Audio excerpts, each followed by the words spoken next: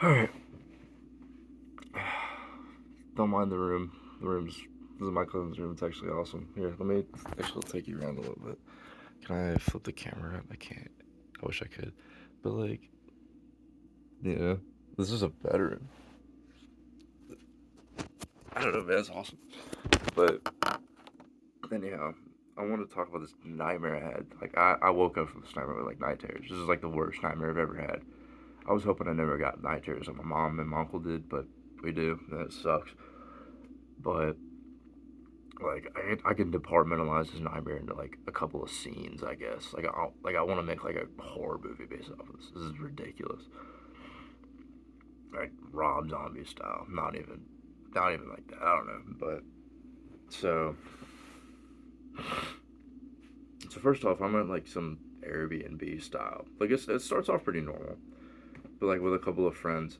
In real life, I only know like one girl there, and I hardly knew her.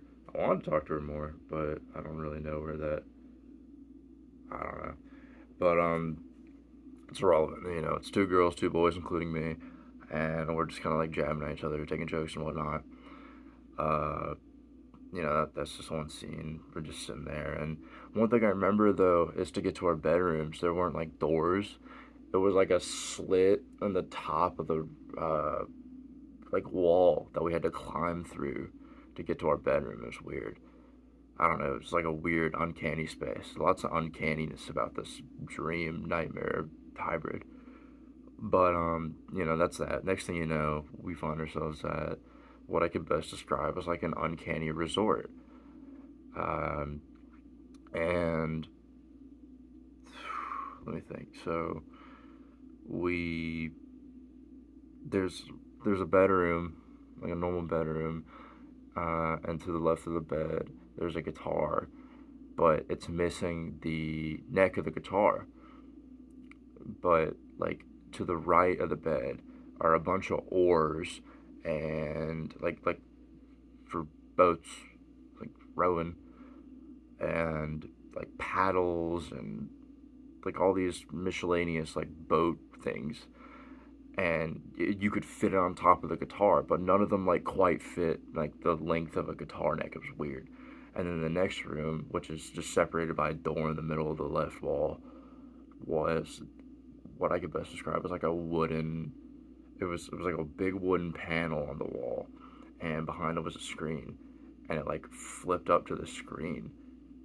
And when the screen flipped, or there was that, and then in the middle of it there was like a pirate ship steer, like a wheel.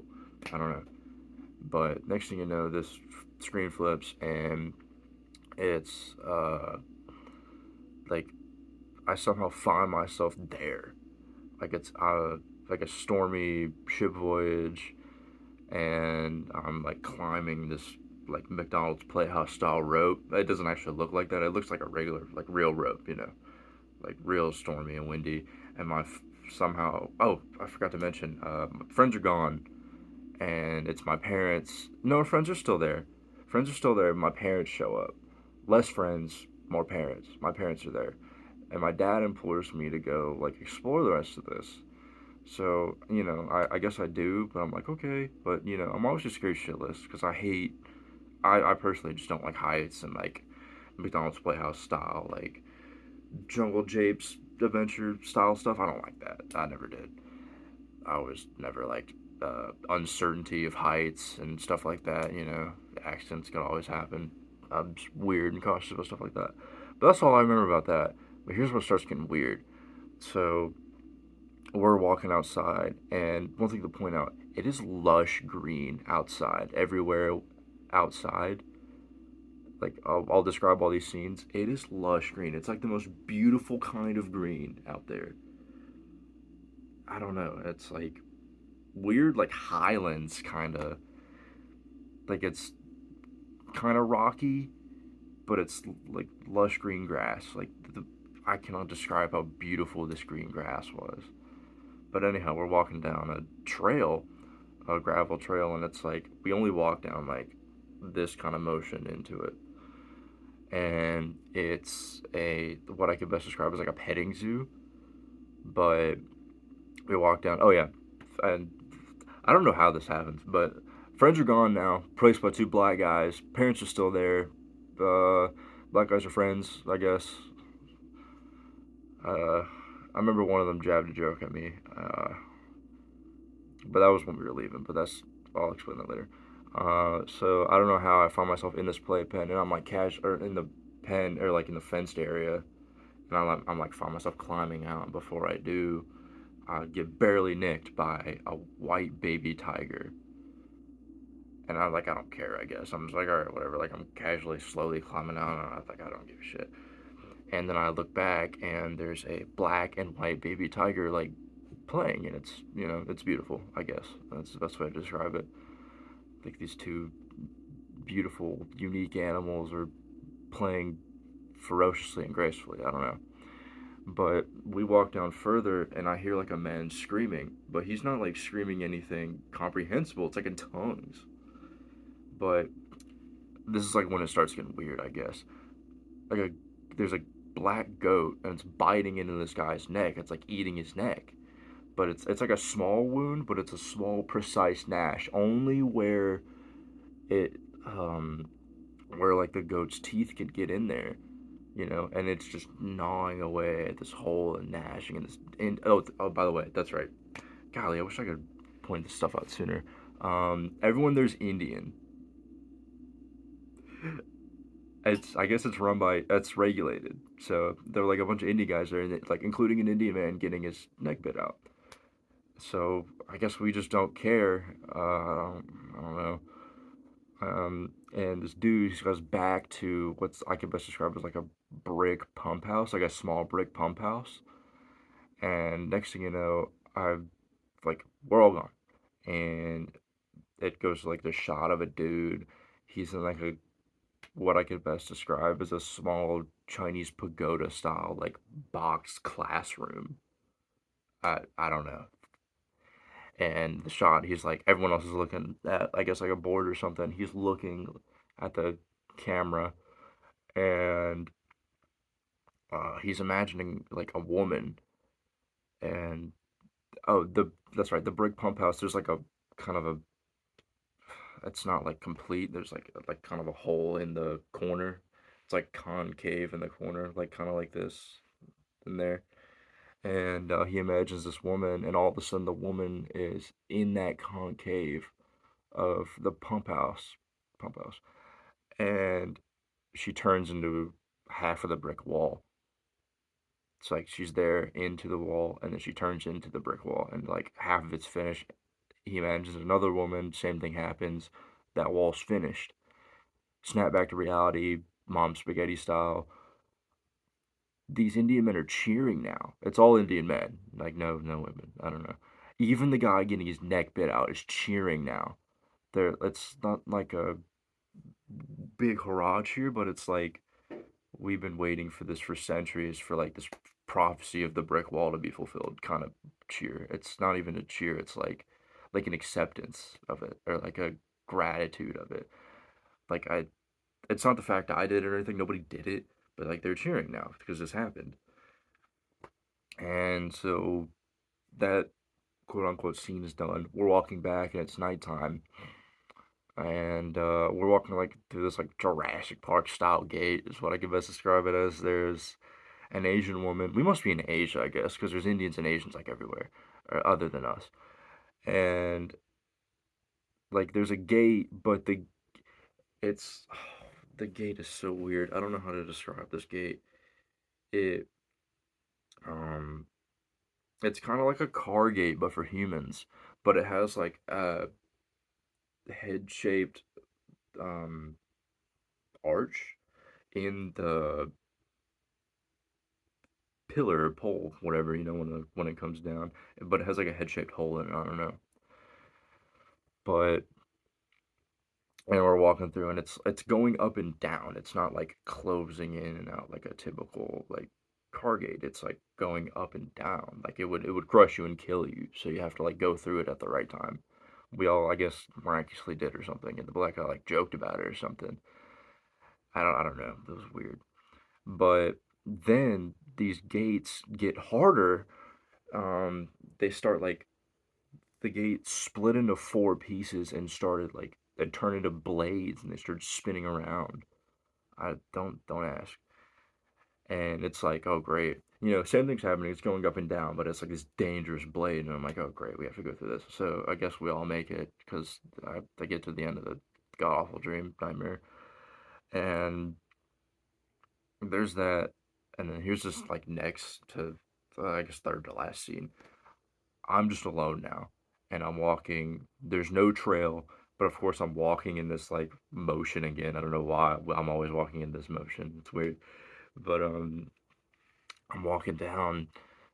It's still lush green. That's still like lush highlands, rocky green. But I'm about to walk down, and it's like a big. It's like kind of like not like necessarily a quarry. It's like a covered up with like grass quarry almost. But you can get down there. It's like attainable. It's not like you fall to your death in there. Like you can walk down it. And there's like a little pool of water, but in front of this pool of water is like an industrial, not cave. I call it a cave, but it's not a cave. It's like this industrial opening, like where like people I don't know, like where people do like underground raves, I guess like a sewage drain, like a big sewage drain. But it's like, like that, but it's all concrete. But before I don't go all the way in there, I'm like looking at it from a distance, probably like I don't know, 200 feet away. And before I continue going down there, I'm like, I just get this terrible feeling, and I'm like, don't go in there. And I can't help but feel that's like a subconscious metaphor for something. And I'm like, whatever. If you guys ever find yourselves near the cave, guys, don't go into the cave. Don't do it. I don't know. Caves. F that cave. But anyhow, we got done with the cave. Done with the cave scene. I found myself back home, but there's no power. It's like weird. It's like afternoon. It's like dank and scary in there. It's not right. Um, I just kind of like I'm already like I want this to be done. I'm sick of this, and I'm like I feel like I'm half awake now. Like I'll point some of this out later, but like I feel like I'm already like half awake, like in real life, half awake. That felt real. I was like, I want to get out of this. I was sick of everything that just happened. I was like, I want to be awake now.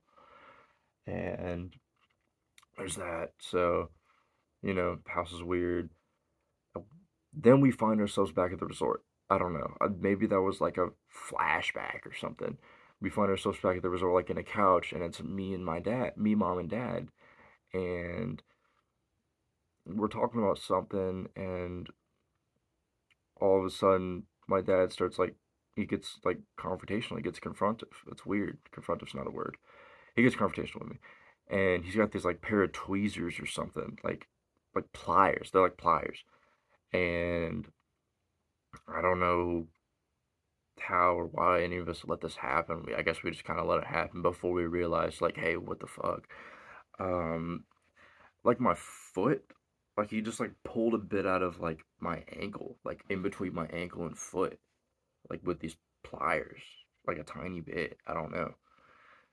Like the same spot, not the same. Yeah, the same spot the tiger nicked, pretty much.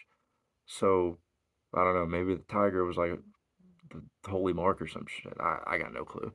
But anyhow, it's weird, and we get like confrontational about it. And we like start defending ourselves about it, and it's like we can't help. I can't help but feel that like my dad just got like possessed by a demon or something crazy that had to possess him to do this so bad. Then the end of that scene, and here's the last scene. It's ironically like the cheesiest garbage.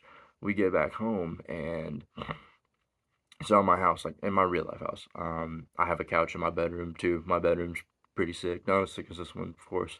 But I got a couch and I got like a TV stand, and my dad plays video games in my bedroom because we only got one Xbox, and I don't mind.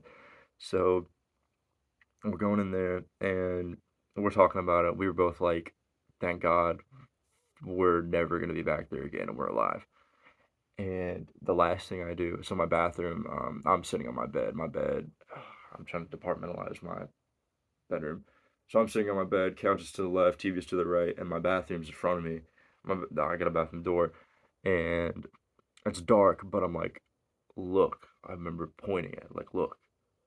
And there's two cats in there. One of them is on the ground, you know, normal cat. But one of them was like way too high up for a cat. Like only half of its body is sticking out, but like its legs are out and the back of it is hidden, but it's like mid height of the door and it's obviously, not right. And then I have like my night terror and I'm like screaming, like, help me. And I wake up, like in real life, I wake up and I'm like, I have thought about this.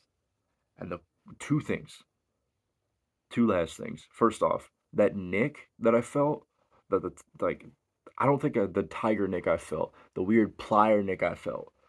I woke up with that like in real life. I could tell you exactly where it was. Like I could point it at you. Like I here, I'm gonna take my fucking sock off. It was like right here.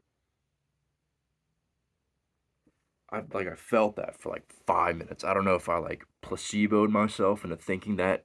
I don't know. I don't feel that anymore, but I felt it when I woke up. Maybe I got like bit by something. I don't know. But I hope I did. I honestly hope I did at that point.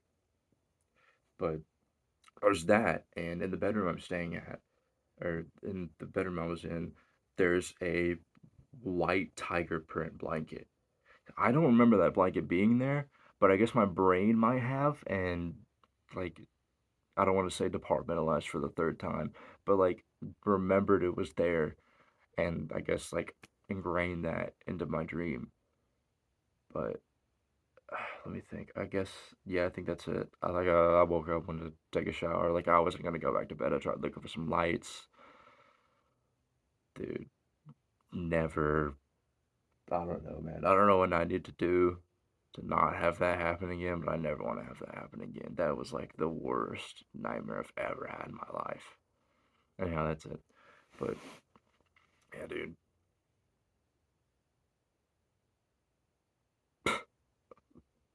fucking ridiculous.